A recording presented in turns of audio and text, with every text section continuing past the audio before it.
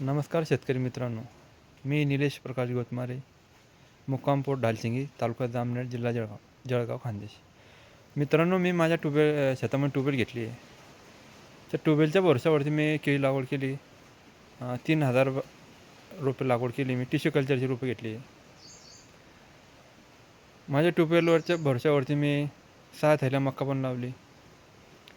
पण झाले असे काही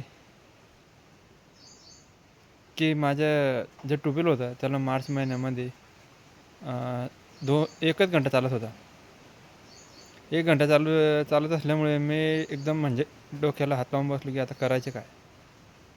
कारण जे 6 थैल्या मका होती ती मी सोडून दिली. नंतर बाग होता, पण बागाला मी मल्चिंग टाकलेलं होतं. मल्चिंगमध्ये तेवढं बाग टिकून होता मल्चिंग पेपरमुळे. मल्चिंग पेपरचा पण फायदा झाला. मग मी असा बसलेलो असताना मला एक आयडिया आली.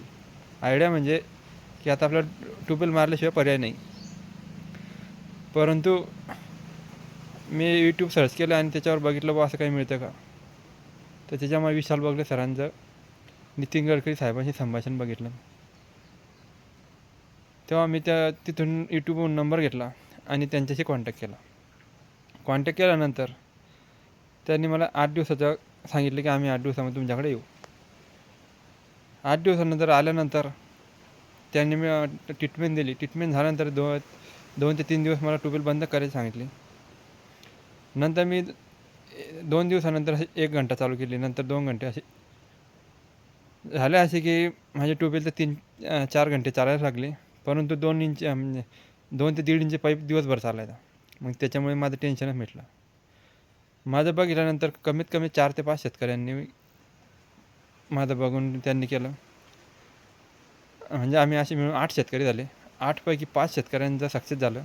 त्याच्यामध्ये 3-4 शेतकरी सक्सेस नाही झाले. जे 5 शेतकरी आहेत त्यांचा ट्यूबवेल नॉनस्टॉप चालतो आहे. नॉनस्टॉप चालतो आहे. म्हणजे आता येत्या काळामध्ये अजून भरपूर म्हणजे येणार. आणि माझे केळी बघू शकता तुम्ही कसे झाले इथं. हे विशाल बगले सरांची कृपा. हे बघा.